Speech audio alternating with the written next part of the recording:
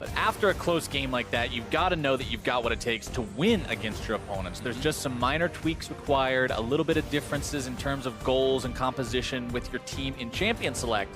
So I'm curious to see what EnVy decides to change here in round 2 to find themselves a win, take this to game number 3 against Echo Fox. As we do head into picks and bans for the second time, it's Kassadin and Cassiopeia, the two Casses, banned away by Echo Fox to start things off. EnVy taking Zach and LeBlanc off the table. It's pretty interesting. I really liked the discussion on the desk actually about the fact that when you have a team like Echo Fox who's essentially only scrimming in-house, you do not know what kind of picks that they are bringing out, right? You can practice picks like the Pantheon that may take your opponents off guard, and does EnVy now doubt themselves as far as the picks that they want to go for? If Kennen is open, it's not first pick by Echo Fox. Does EnVy take it, or are they now scared of the Pantheon? Are they scared of these other counter picks that could be prepared? Right, and you can't just say, okay, we're going to ban Pantheon ourselves, because it's Pantheon. You've got a lot of high priority bans to take care of first. You've got Zach and Galio and LeBlanc and all these things in the game that are way higher priority than Pantheon, so you can't just surrender to that. But Kennen will be the first pickup for Echo Fox. Looper, he beat it last time. He's going to play it this time. Certainly will, and Seraph is going to have the opportunity to bring out a pick of his own to kind of counter that. Jace, I'm assuming that's going to be a top lane. Jace is actually one of the champions that can just straight up outmatch the Kennen in a 1v1. You do have the advantage of having another ranged champion, essentially. You have very good all-in potential. You can match him in the side lanes, but it is one of those matchups that can swing very heavily in either way. Anytime you have a carry versus carry matchup, it can snowball very, very easily if one of them gets ahead. So I certainly am expecting to see Lee Sin perhaps picked up pretty early, like first round. I think if Acadian's not taken here, I think it's going to go to Lyra for sure, because grabbing one of those aggressive early junglers could be the key to swinging the top lane. Right, we saw ganks in top lane from both sides last time. Fully expect to see it here again with the carry versus carry, super volatile matchup. But with Caitlyn locked in on the side of Team EnVy, Fox decides that they want to answer with their own AD carry before the pool might get pinched any further. They pick up the Varus second time. And now, if you think that they're going to go for the jungler, you can either A, take it away, or B, you can grab something like a support and then try to force them. Oh, wow. This is actually a blind Lucian mid. Okay. This is actually bizarre. Now, now I'm actually questioning a lot of their pick ban stuff here. That's a little Why strange. do you ban Kassadin if you want to pick the champion that hard counters Kassadin? Yeah, the one that we saw, the time that we saw Kassadin mid-picked and Lucian mid-picked into it, Lucian just destroyed it. Yeah, Lucian is considered like the hard counter to Kassadin. Like, you slam Kassadin. So why are you banning that out? And then blind picking that now means that he's going to have to go up against Victor, which I think, obviously you can win these matchups as Lucian, but Victor gets really terrifying as he gets some levels, as he gets some items going here. You can one-round 80 carries. Well, that's the reality that Echo Fox is going to find themselves having to deal with now. We head into the second part of the bans. Ivern, the first one taken off the table by EnVy. Junglers from both sides. Normally you don't see junglers make it to the second part of the picking phase. Yeah. They're normally adopted very early in the draft, but this time around, since they are still both needing to be picked, more jungler bans can come through. Kha'Zix also going to be banned by EnVy, focusing hard onto Acadian. I mean, one thing that they did accomplish is the fact that you can probably ban out this Lee Sin here now, right? Like, you have forced him to essentially match a pick because Pyrion wanted to get his most comfortable pick against this AD carry matchup. Lee Sin, no, not even going to have any priority. It's also just somewhat of a problem when you're looking at Echo Fox composition, because you essentially now, assuming it's AD, which it almost always is with Kennen these days, you essentially now have 3 AD carries, right? Yeah. So if EnVy wanted draft like a tanky jungler and a tanky support, you go like Braum Gragas or something like that here, like that becomes very tough to actually deal with in team fights, because you can start to stack armor and you can block out a lot of the poke and the ranged auto attacks with that Braum shield. So we'll see if they decide to go for that. Obviously, tanks coming from support and jungle, you're never gonna have as much gold as a top lane tank, so it's not as threatening, but it's like a super one-dimensional comp damage-wise. I mean, yes, you could theoretically go AP Kennen and you can draft some sort of AP jungler here, but like, who are you even going to take for an AP jungle as far as meta competitive stuff, unless you want to go super random and you're drafting something that's not as popular. So Nidalee is an answer, but even then, Nidalee like is not a consistent contributor of damage in team fights generally. It's more of like you have to pick someone out, you have to have skirmishes, and that doesn't really kind of force you into building MR. Well, the final pick on the side of EnVy to answer it will be Zyra to be paired with Caitlyn there in the bottom lane. And Echo Fox's composition is very scary, like you mentioned, for them, because you do have that whole, if you guys fall behind and Gragas gets ahead, he's just going to be impossibly tanky due to all the armor stacking. Yeah. It's similar to what we saw from P1 last weekend when they drafted a very similar setup. They had a Lucian mid, a normal 80 carry bottom, and then, I mean, they had Urgot top, but it was still a 380 carry setup against a Gragas and an AoE mage. Yeah. And if you guys missed that game, it went about as you would expect. Yeah, and while Zyra is not a tank, you can certainly still like have some of the same effects. You can create these zones where it's very difficult for the 80 carries to kind of cross through them. I mean, if you have Nidalee diving in, if you have Thresh diving in, if these guys go into the fight, you can drop your ultimate in between the 80 carry line and the front line, essentially. You have to back off, and you can pick off that front line. I really like the composition from Envy much more. I'm just very confused by the blind Lucian pick. Yeah. But that being said, you can snowball. Nidalee is a very heavy snowball champion. If Froggen can get ahead on the Lucian, you can perhaps abuse Victor before he can get those levels, get those items that he needs to deal with these 80 carries. But I think if you're looking at a relatively even game in the early phases, it should be massively Envy favored later. So Echo Fox is going to have to get some real work done, I think. Maybe we get to see something just completely off the wall here from Echo Fox. Maybe they've got some real crazy plan tucked away, some ace in the hole. Like you mentioned, this is a team that only scrims their own roster. Yeah. So they might have some sort of special plan locked away for Lucian mid with Nidalee jungle that takes advantage of their opponents early on and does some sort of cheese, but I mean, you can like try to siege and stuff, right? You have sustain from the Nidalee. You have Varus, which has decent attack range. You have triple 80 carry if you actually get any time on the turrets. But it's like, well, Victor wave clears insanely well. Zyra wave clears insanely well. Caitlyn so plays does traps. Caitlyn. So does Gragas. Like these are very strong champions into that sort of strategy. So you're looking at an Echo Fox team that needs to split push with the cannon, that needs to skirmish kind of with this Lucian and with this Nidalee. And if they're not able to find this, if they're not able to push the pace of the game, I think they're just going to be in so much trouble. nobody trying anything at level 1 so far. Like we saw last game with the wards onto the chicken pits early. This game, we're not really going to see that just yet, at least. And I think, if you are Envy, you're probably saying, hey guys, we outscale super hard this game. Let's not risk anything. Play line of scrimmage. Just super relaxed early game. Try to just essentially trade farm, right? And that's kind of a path to victory for them. That's very legit. I'd also be interested, I think this is a game, while pretty much everyone goes Runic Echoes on Gragas, I actually think this would be a reasonable game for just a straight up full tank Gragas. Like go Cinder Hulk, you get a Frozen Heart, get Ninja Tabbies early, go pure tank. Because I don't think that his damage is going to be at all relevant with all the DPS that is being brought here. Obviously, it does increase your clear, and there's other things, other factors going into that, why people go Runic Echoes. But with Zyra support, with Jace top, you don't need to deal any damage. If you can just be that tanky threat and just buy time against these 80 carries, I think you'll smash team fights. So it'll be fun to actually track if he decides to mix up that build, but not expecting it. No, I 100% agree that when you have one guy on the team who can be the tank, and he can absorb so much damage with a single type of stat with the armor stacking, it just makes sense to go for that kind of unorthodox build, but fills the niche required this game. Froggen will take over the lane early here, using the early on power of that Lucian to shove Victor underneath the turret. We know that Victor comes online as a wave clear master later on, but it will take a little bit of time before he can get that second half of the laser and make that his reality. You need to actually upgrade your Hex score, and that first Hex score upgrade for your laser allows it to have kind of the double proc of damage, the initial damage, and then the second, even higher form of DPS. And Froggen is playing this very aggressively. They're both super low here, both playing with heal, remember? So it's not that Lucian cannot compete in these early stages, it's just that I think it goes more in the Victor's favor the longer this game goes. So we need to see Froggen continue to kind of get work done and try to build an advantage for himself if he can.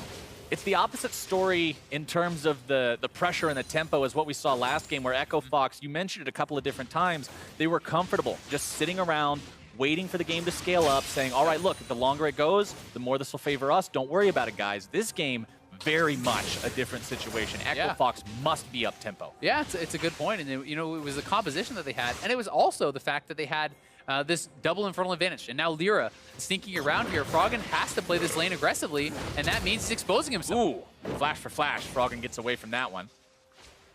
Honestly, about as good as he could. Yeah, well done by Froggen, I think, there, to be able to escape from that gank. They trade out flashes, but that does mean that Froggen may not be able to continue the aggressive play. Acadian, though, going to try to take advantage of this.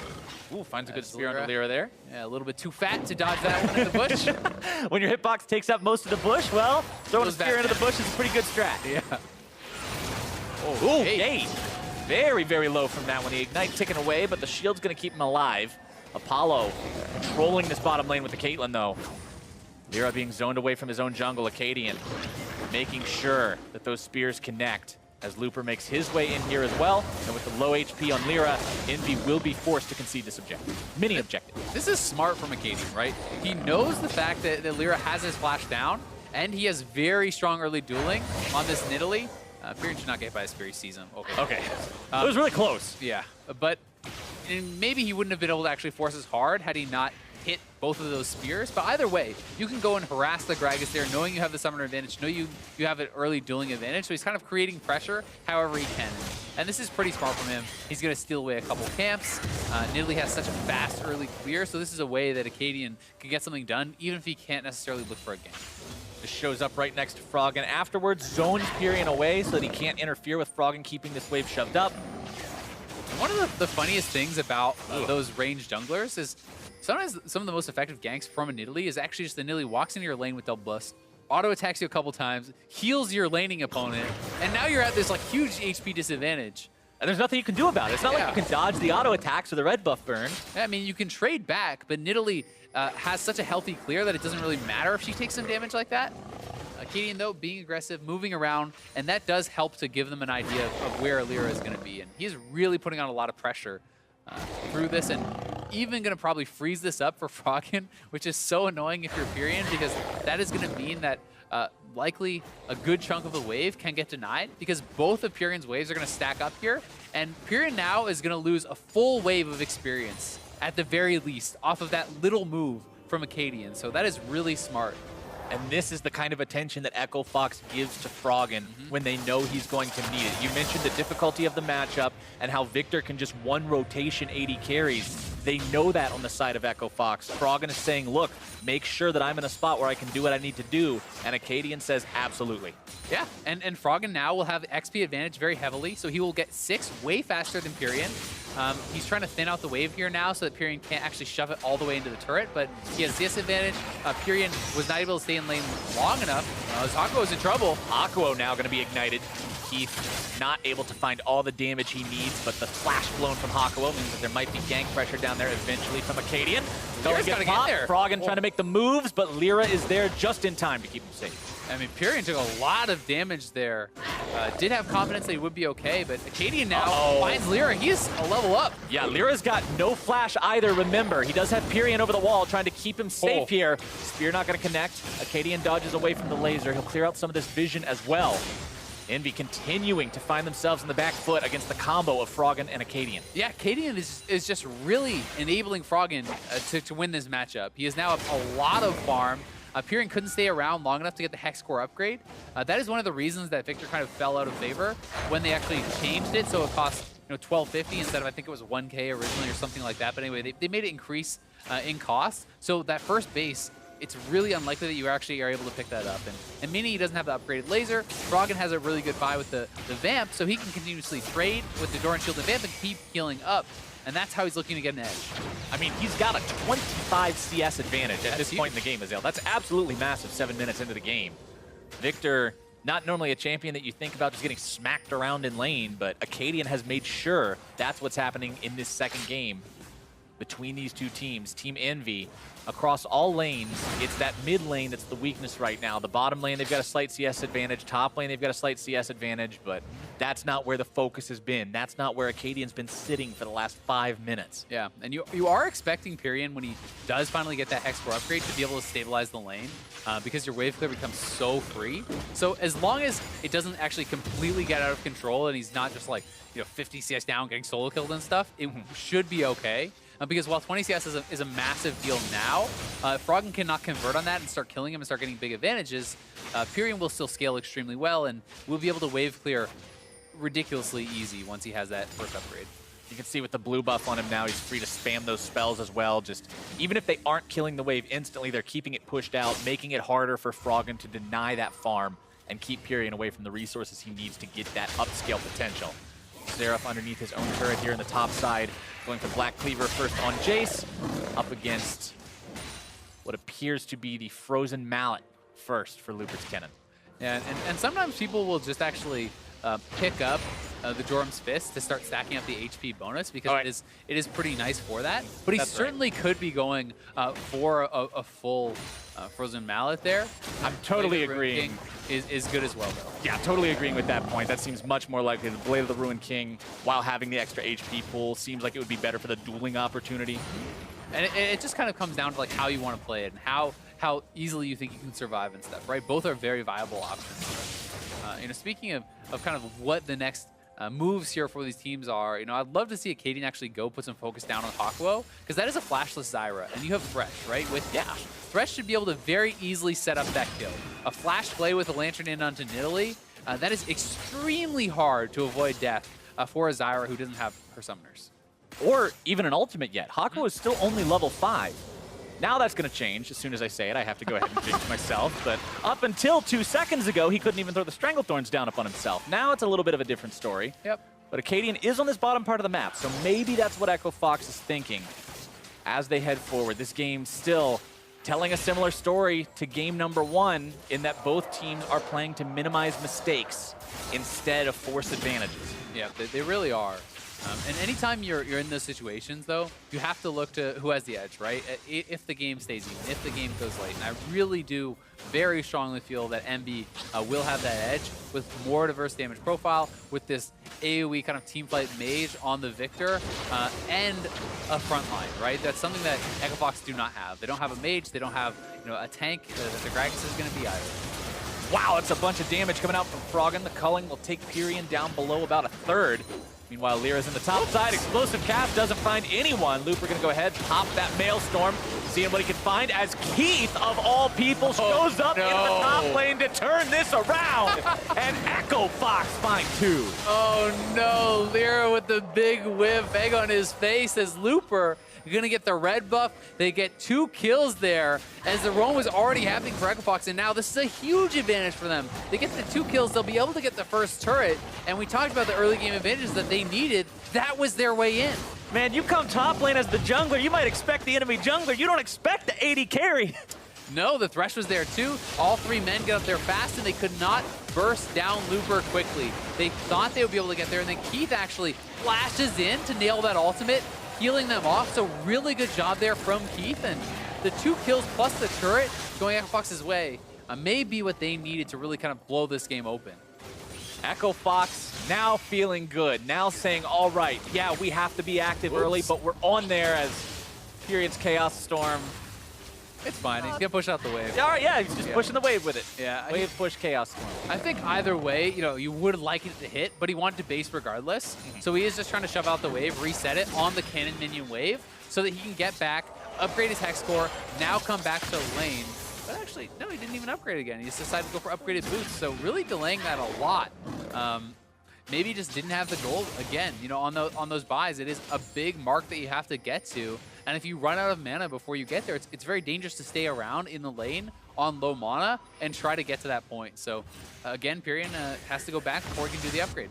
Plus, if you do hang around in the lane, even if you're not in direct danger of being killed, you pose no threat, you have no pressure of your own. So your opponent's then just free to do whatever they feel like. And whatever they feel like was rotating that bot lane towards top like we saw. But Luper and Seraph, again, going to be 1v1ing down here, but it won't be a 1v1 for long. Acadian trying to show up and find the spear, but quick sidestep gets Seraph away. But outside, the CC coming in. Lyra looking to make the moves, turn this into a 2v3, but instead, it's going to be 2v2, 1-for-1 in terms of those kills. Gate backing himself away. Lyra's not going to be taken down by the turret. Pyrion working his way up there means that Lyra gets away. It's a 1-for-2. EnVy take the better trade there, but they're losing their bottom lane tier 1. Seraph TP's in. He's going to TP in and try to clear the wave with a Shock Blast, I think, here. We'll see if he can actually do that. He does clear it out, so that saves the turret. Seraph probably shouldn't have been fighting even prior to that, because he was fighting into a red buff cannon, which is such an advantage. After he has the better buy, with the kill he got plus the red buff, that's just pretty dangerous. And you cannot approach your opponent in a situation like this, because you're never going to win out in a long trade. That is essentially all of Seraph's burst gone, and then Luper is going to not only have the life steal to heal up over time, but Seraph does at least trade summoners there and stay alive. Oh, actually, did he get the kill? Oh, he did. Wow. I guess we didn't see that last time because it went topside. Nope, that didn't even show up last time. That was from just, Acadian. Yeah, a pretty big hoop. Oh, well, we all have them. Everybody has one of those now and again where you dive underneath the turret and think you're going to walk away. One of those situations where you just absolutely suicide and someone's like, what were you doing? You're like, I'm trying my best. You just question mark ping yourself in that case. You just say, hey, my bad. I'll be back in 20 seconds. We'll do better. But Echo Fox still got themselves a 3 versus 2 advantage. Still got about 500 gold over their opponents. Froggen continuing to put the pressure here in mid lane, up over 30 CS now. Blade of the Ruined King completed on the Lucian, so very much a 1v1 duelist threat. Yeah, he really is. He's doing well for himself. Gold relatively even though, because they couldn't actually finish off the turret top, so first turret did go over to Envy, and that is a pretty big deal gold-wise. Keith and Gate almost were able to have the outplay. Ooh, Froggen pops the seal to stay alive. The Chaos Storm's still ticking, though. Oh, Pyrian out of those last couple back into it. Yeah, Pyrian, he got really, really low there. It looks like he maybe got creep walked and pathed a little bit weirdly as he kind of stepped back into that culling, and I was getting pretty worried for him that he might just go down, but he did still have his heal. So if Froggen went forward, he may have been heal baited. Both these guys do not want to back away. Bottom lane tier 1 falls. Envy takes their turret count up to 2. Lyra and Acadian both showing up here in the mid lane. Lyra takes a lot of damage really fast. Gate tries to throw out the hook. Not going to find anything from that just yet. One thing I want to comment on as well, throwing back to what you mentioned earlier, Azale, the Runic Echoes was the pickup for Lyra's Gragas. That is why it seems like he takes so much damage from Acadian Spears and everything else, because he is still full glass. He's got a Ruby Crystal and that's it. So we're still seeing it a little ways off before the big man gets big tank stats. And honestly, it can be quite a ways off, right? Like, jungle does not have super reliant income, so the item choices that you make are very important. Because if you are going to go with this, it does increase your clear speed, and it does give you kind of some more threat in the early game, so that's why people do go for that. And it is a good item, but it's just, in a situation like this, it can be so long before he starts to get tanky for the team fights that the kind of one-dimensional team comp here, as far as damage profile that we talked about, may not really come too much into play. Pyrian shoving the wave in as fast as he can, with Froggen having gone to get the blue buff, but Froggen quickly just finds himself right back into lane where he needs to be. Piercing Light to clear these out. 27,000 to 26.4 thousand gold. Means anything could swing this game in the other side's favor very, very quickly if one team makes a mistake. It definitely could. Echo Fox are going to be trying to look for these picks, look to force things so that they can push this game ahead. You definitely do not want to be farming this one out, as Pyrian is going to be a monstrous threat. And when you get to the team fight stage, he's going to have so many options on who to target here with his ultimate as well. Because it's not even like he has to look for a specific one target, right? Like, you could go for Looper, Acadian, Froggen, or Keith, and they're all good targets for the victory. And that's just, it's like Christmas. When you're able to be a character focused on burst like that, and you've got so many different targets that are all viable. The enemy support, the guy you don't want to be targeting, is the only one that's really not an ideal target, so. Yeah. Make it pretty easy. Something we also didn't talk about here is actually the fact that Seraph went for kind of an atypical mastery. He gets Fervor of Battle on the Jace, and that is because it is a range versus range matchup. And if you're trading those auto attacks in kind of extended fights, it's more about the sustained DPS than it is about just the little quick burst, which you would go for something like a Thunderlord's 4, or even the all-in potential. Speaking of all-in potential. Nice. See how that one actually started off. Keith uses ultimate and flash, so you got to assume that's a flash ultimate from him or a flash hook from Gate. But they are pressing. They are trying to make these plays, and they will be rewarded with a dragon here, and that's going to be a pretty big one for them. Because grabbing the mountain allows you to really continue to push these objectives, right? You can threaten something like a Baron. Their composition already is going to kill it so fast, and here it is again. We'll see if it did get started up by Keith or Gate. Flash. Oh, yep. Keith has been on point. There it is. Got to give him some credit. The kill's topside. Flashed in to peel for his cannon with that ultimate. Now gets them another kill, and we'll see if they can get anything else besides that dragon. But bot lane turret is very low. The mid lane turret is very low, and that mountain dragon is going to help them picking up these objectives. And Chains of Corruption has a history of being an easy-to-miss ability, along with the fact that he's flashing to find these. It's not the easiest ability in the world anyway. Their projectile's very slow. And you look so bad if you flash in and you miss it. If you flash and miss Chains of Corruption, that's like that's fail reel material. Yeah. But Keith is willing to take that risk. He's putting his own reputation on the line to make sure that he's saving teammates and finding picks and getting Echo Fox going. And he's doing it. So far, so good for Keith. And Froggen is very ahead of Pyrion as far as the farm goes. So that is certainly somewhat of a concern as Froggen, they've given a ton of attention to him. He has been able to utilize that to get a big farm advantage. We'll see if he can convert, if he can really be effective in these team fights, because there's going to be so many factors that he has to watch out for.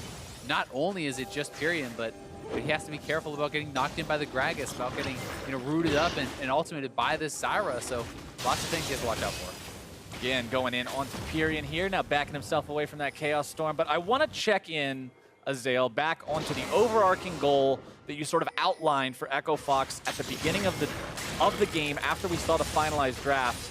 They needed to get ahead early. They needed to make this work at the start of the game so their comp weakness wouldn't just make them lose later on. You can see they're ahead. You can see they've got 2,000 gold up and more kills. But is that enough? Are they on track? I think it's enough for now. I think that, these compositions, because a lot of it is dependent upon how tanky, how much people are itemizing against it. All AD compositions are fine if no one's building armor, and really the only armor on all of Envy is a Glacial Shroud, right? That is not that big of a deal to 20 armor? Something like that, 20, 25. So it's not a big concern yet. Where they really get concerned is if you go to like the 35-minute mark and this is like a 3 armor item Gragas, that's where it's really concerning. I think that you always have to be worried if you are not quite a bit ahead as Echo Fox, because the game is just going to slowly move more and more in your opponent's favor. So while they are okay for now, they need to continue to extend the gold lead, not just sit on it. You have to be proactive. Next Drake will be Cloud once that is up. Fox did get that first mountain like we observed a moment ago. See if they can continue to maintain control over these neutral objectives, as Envy's still got control over their own jungle nicely, passing those blue buffs off to Pyrion. You can see a lot of wards from Team Envy around this top part of the map as well, especially around the river. Knowing that they're now past the 20-minute mark into the game, they recognize the fact that Baron Nashor is on the table, and you've always got to have that in the back of your mind, lest you end up losing one of those sneak Barons that can really take a close game and turn it into a mess. Yeah, it really can, and especially Echo Fox will be able to kill it hilariously fast. I mean, so can Envy, honestly, but Mountain Dragon added into a triple AD carry plus Nidalee, that's a lot of DPS. So Envy has to be very careful that they do not give that up, because we talk about something that gives you the ability to snowball and close out a game. The Baron is that in a nutshell, right? So that is going to be a big ticket objective for Echo Fox, and Envy is really going to have to keep tracking that, keep fighting for vision as a team, making sure that Echo Fox never has an opportunity to take a free Baron. Taking a look at exactly how everybody's stacking up now that laning phase is pretty much officially over. Top lane, 10 CS differentiating between these guys. The jungle, obviously Acadian going to have a farm edge. He's on the Nidalee. You would expect Nidalee to outfarm her opponent.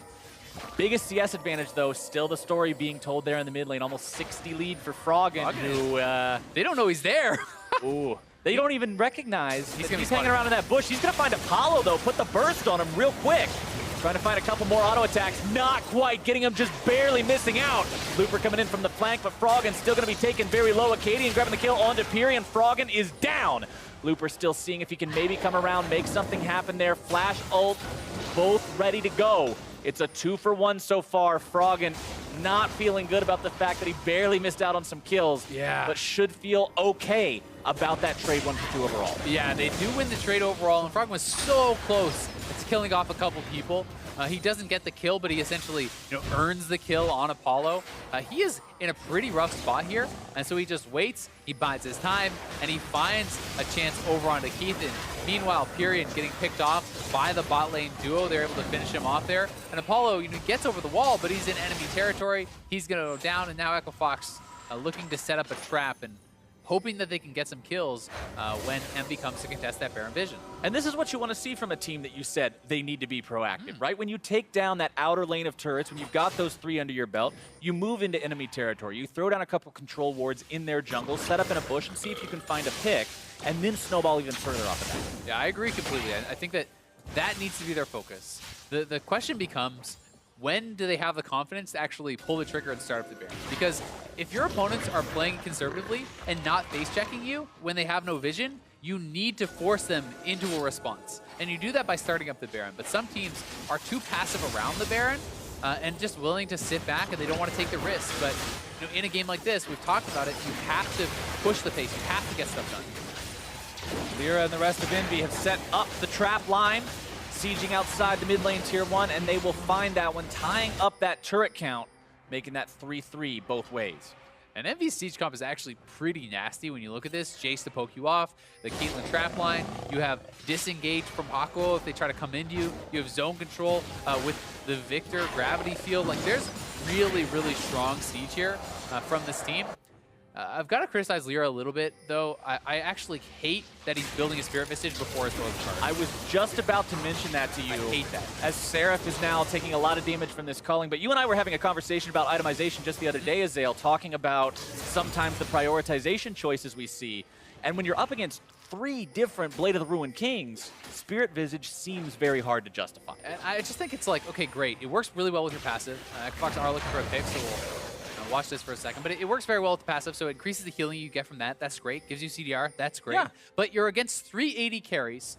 Frozen Heart, like, not only does it give you the CDR, the reduced auto attack speed, like, that aura is so hilariously powerful in a team fight that you are, like, you're really making a mistake, I think, by not building that first. And I guess you can say he's worried about not having enough HP to back that up or something like this. But these are the kind of things that you may use to justify that. But it's just an Italy. That's the only person dealing AP. Now he's going to be grabbed. There comes all the damage coming through. He will stay alive for now, ever so barely. Courage of the Colossus giving him that extra shield to make sure he doesn't drop too low.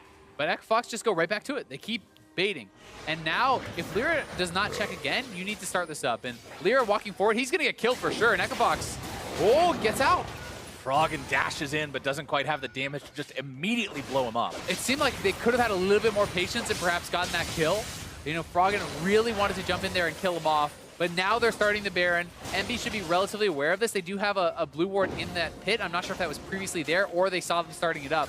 But they are not moving in. This could just be Echo Fox's Baron. Looks like it will. Lyra is low. They're very, very aware of that. The Baron is low. The Baron's down. Echo Fox, 26 minutes in, takes it. Great job by Echo Fox. That's exactly what we needed to see. You have to do part 2. They baited him out. They don't kill Lyra, but they have chunked him very low. They know either he goes back to base and we get it, or he stays around and he loses the fight. Ooh. Apollo quickly finding half of his health bar disappearing right before his eyes. Froggen dashing in there with the Black Cleaver, Blade of the Ruined King, extra zeal added onto it. The Lucian damage is starting to become that level where when he dashes on top of you, if you don't immediately have a response, you are going to see half your health just completely removed. Yeah, especially the fact that he's level 16. He's the highest level in the game, tied with Looper there, a couple levels up on Pyrian and Apollo. And the Baron minions are going to make it really hard for these guys to wave clear. They do have fantastic wave clear, but even with all of these members helping it out, Echo Fox should be able to knock down some turrets and really try to extend that gold lead. We'll see how much they can get. Oh! They might just end up losing their mid laner, though. Froggen getting himself juggled around and beaten down, while Keith, Gate, and Acadian find themselves running into some trouble here in the jungle. They almost found a kill onto Hawkwo. You can see his health bar blinking red. Pyrian coming in, trying to make something happen here. Gate gonna grab the death sentence onto him. Ace in the hole coming through. Keith doesn't block it, and Gate goes down. And that's actually like somewhat costly, giving up not only the Baron buff, but that kill. I definitely should have tried to block that because EnVy now buy some time, right? The Baron is not going to be nearly as impactful now. They get a couple kills. They're allowed to move around the map and reset these waves. Bot lane is pushing for them. Top lane will be as well. And EnVy are the ones who are probably going to take away this dragon.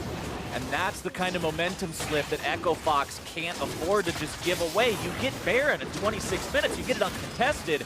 You're not supposed to just let that slip. I was going to make a cheeky comment about the 349 or 163 Baron power play from game number 1 and how they've got quite a high standard to live up to here, but based on plays like that and that loss of momentum, we might see those kind of numbers be put up again. Yeah, it's certainly possible.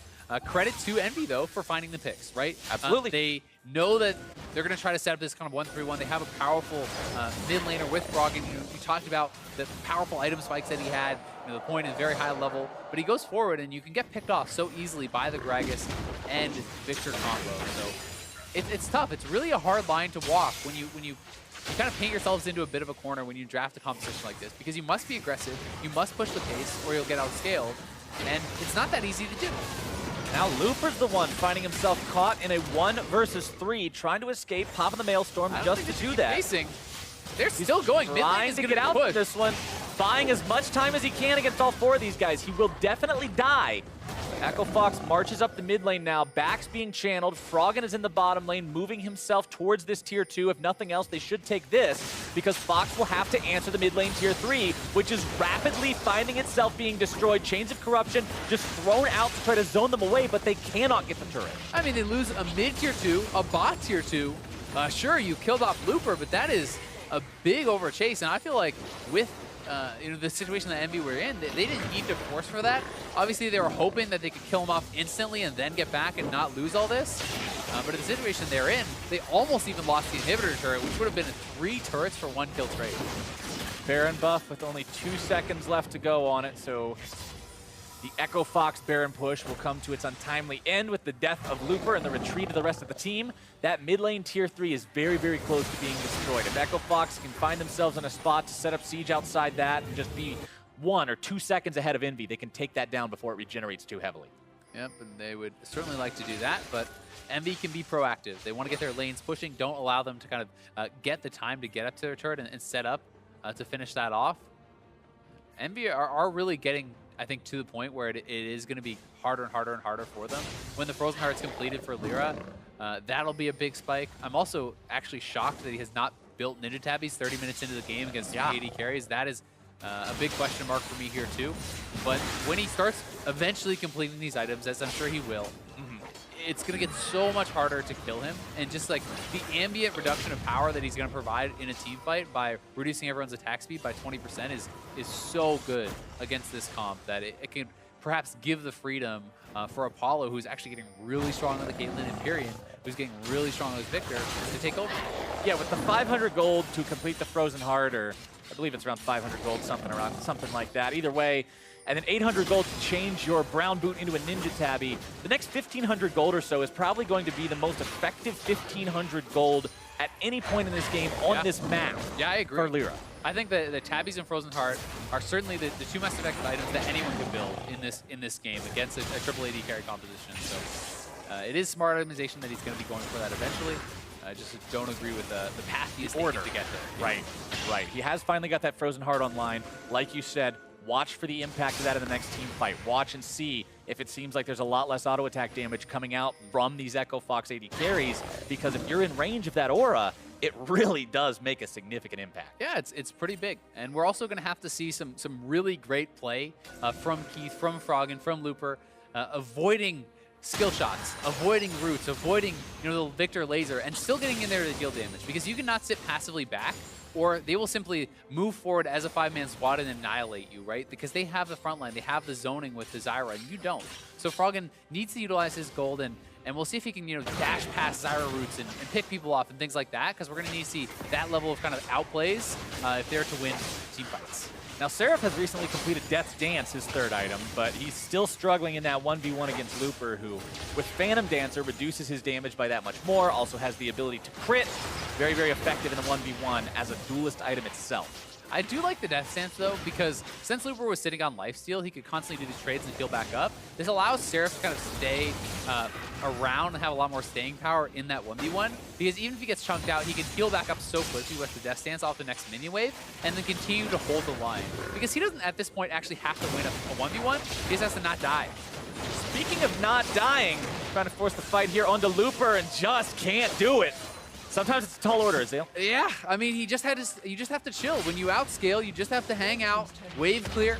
But sometimes players get a little bit aggressive, and I'm not sure if he had thought Looper had base and Looper caught him out there, or if he opted into that 1v1 aggressively.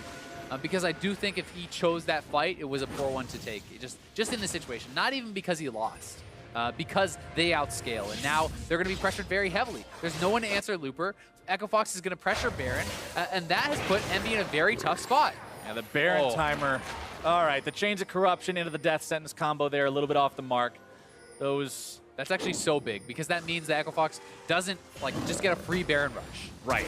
But now Apollo, if he finds himself caught out, that might be the disaster that Echo Fox needs to bestow upon EnVy. A little bit more damage. They'll find the AD carry. Lyra going to be forced to flash away as Froggen continues that pursuit, trying to find that last little bit of damage. The flash into the Relentless, and that's a double kill for the Lucian, trying to get himself away with the heal. Not quite. It's at least a 1 for 2. Yeah, and that's a big kill. Taking Froggen off the map means they still have a chance to contest this because Seraph is back up. They need to get over there now. This is a Victor without ultimate, but Zyra does have his.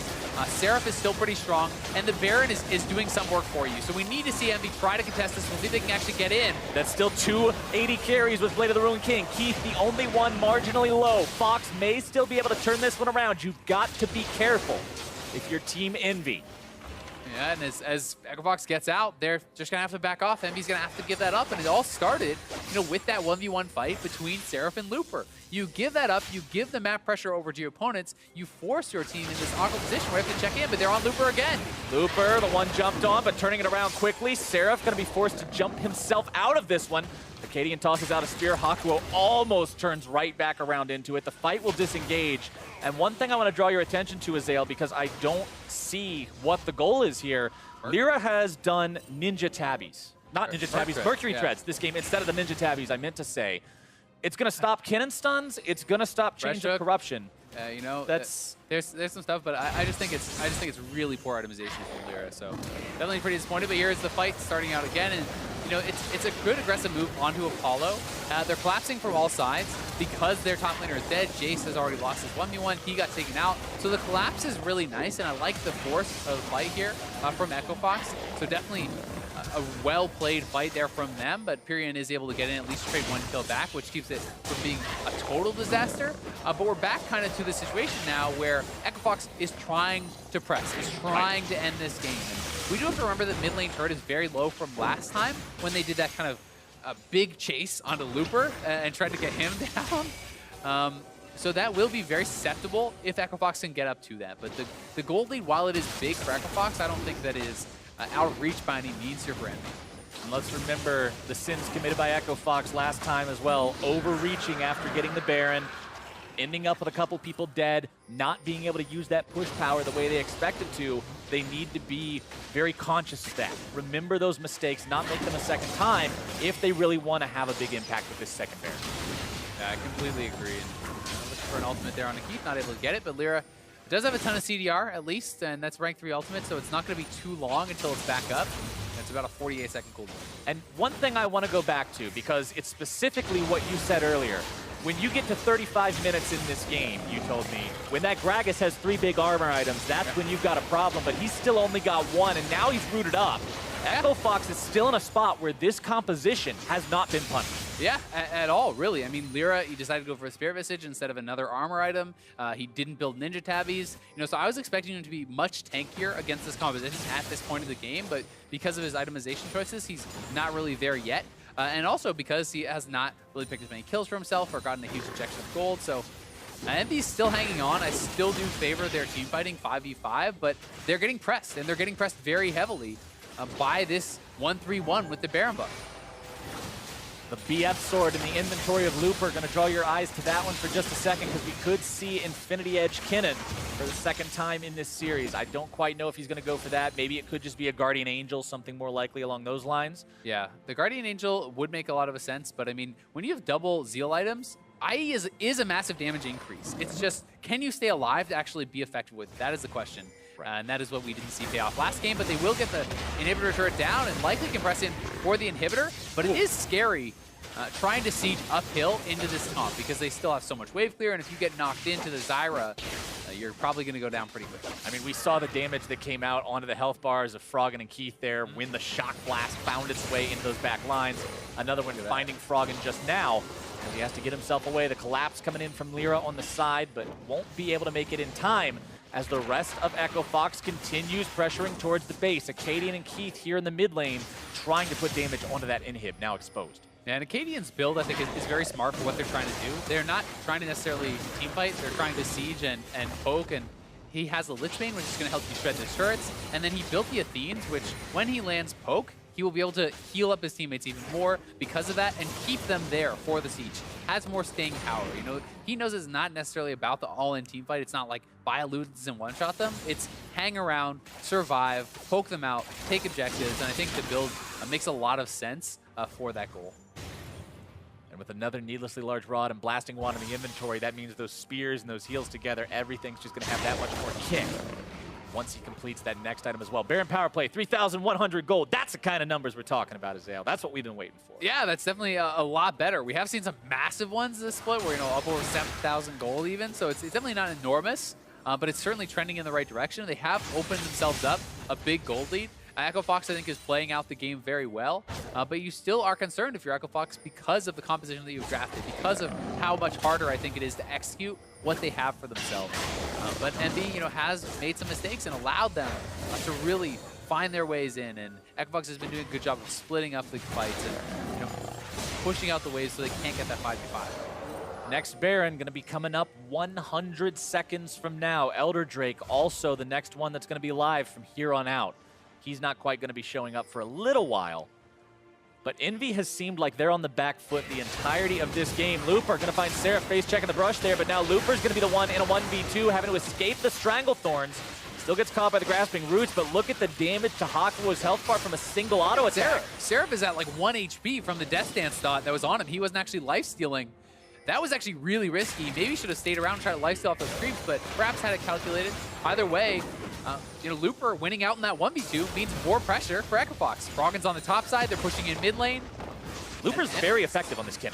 Yeah, he's smashing Seraph, to be honest with you. Like, both games, he has really been outplaying him, and he is bullying Seraph very hard. Although they are, obviously very close as far as farm and itemization, Seraph is getting pressured very heavily, and that is drawing more attention from EnVy, and Looper is not dying when he draws that attention, which is exactly what you want out of a split pusher. Yeah, that's the name of the game for split pushing. Yep. Get more bodies towards you, and don't give free gold away in the process. Exactly. Create pressure.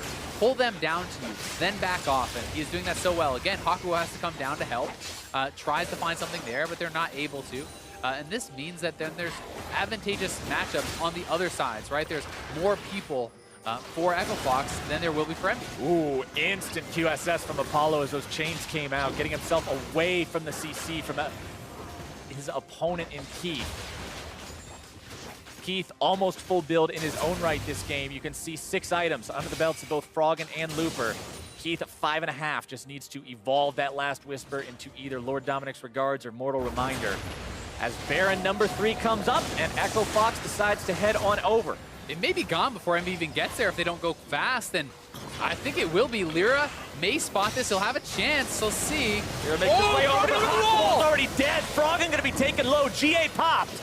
Lyra trying to escape. The spear finds its way onto Pyrian. Apollo grabbing the kill onto Froggen. Pyrian on the run. They've already lost 3 on the side of EnVy, and with Pyrian trying to escape with his life, Echo Fox decides they don't even need Baron to potentially end this here. Looper is still set up in the bottom lane, and Acadian leads the charge. At the very least, you can crack a couple inhibitors here. The top turret has almost no health on it. They're going to get this inhibitor. They're already pushing the bot. They could potentially go around the horn, get all 3 inhibitors here. And Echo Fox are looking to deal that killing blow. And a 3-inhib game, Azael, is so damn hard to come back from. It really is. Double supers in every lane. The amount of pressure they're just trying to end is just insane. But now Seraph and Pyrian have to pull off the 2 versus 4. Nexus turret number 1 is down. Here comes Looper, ult into the fight, takes down Pyrian. Seraph having to run away still. Hakuo back up, but the turrets are not. Seraph going to be pulled in. He has nothing left to say and no way left to say it. The Nexus falls, and Fox goes 2-0. Really well-played game there from Echo Fox. I am very impressed with how they played that one out. I think it was a really hard game to win against EnVy's composition, but Echo Fox pushed the pace well. They found picks. They controlled vision around Baron very well. They showed both an understanding of their wing distance, their composition, and also of really how to close out and kind of control against EnVy, who has looked like a very strong team. Yeah, EnVy wasn't a team that looks like they were 10th in last split, right? This is a team, like we said at the start of this series, that has had substantial improvements throughout the first couple of weeks of Summer Split. Echo Fox the same way. So finding this win, like we prefaced this match with, shows that Echo Fox is the kind of team who could be worthy of saying, look, we're in the top half of teams this time. Yeah, I definitely think so. And for EnVy, it is kind of some of those struggles that they had. As far as I think they showed a little bit of a lack of understanding of their win conditions, what they had to do. Seraph forcing too hard into some of these 1v1s, losing that 1v1 fight against Looper on the cannon actually spiraled that game kind of out of control. I think that they were at a point where they could stabilize and they should have a compositional advantage, but the fact that Lyra is not stacking armor against a 380 carry team, not even building ninja tabbies, that was a real head scratcher to me. And the fact that Seraph is trying to force for a 1v1 in a situation where literally all you need to do is wave clear and just allow yourselves to not get pulled apart. Because if you can get like a relatively even full item fight with Victor and an armor stacking Gragas against a 380 carry team, like it should be very easy. But when you get taken out in that 1v1, you lose total control of the map. That's how they lost Baron. That's how they lost their inhibitors. It's like you force yourself into these hard positions. And I think that EnVy still certainly has some work to do as far as the late game, but Echo Fox have a lot to be proud of here. Yeah, it's mistakes from the side that lost, as well as some fantastic successes from the side who won. Acadian also, go back to the very first moments of the game, sitting mid lane for the longest amount of time, making sure that lane didn't get out of control, making sure Froggen was still going to be effective going into mid game, as well as throughout the laning phase, and keeping Pyrian down. And I'd also like to give some credit to Keith. I think he had actually a lot of really good Varus ultimates. Even the roam that they had top where they turn around that 2v1 gank onto Looper, that was a big swing point, which kind of put Looper ahead. And the fact that he's able to hit multiple flash chains of corruption on that Varus to get themselves kills and to put themselves in a good spot. I think that the bot lane here from Echo Fox have put in a pretty good performance. And that's what we wanted to see from this team. A team that had these struggles in the mid game, had these struggles translating leads into actual wins. A team that sometimes we saw working together with a couple people seeming like they were out of the loop, all coming together and playing as 5 is an impressive thing to see. But for a first-hand account on that Fox win, let's hear from Pace.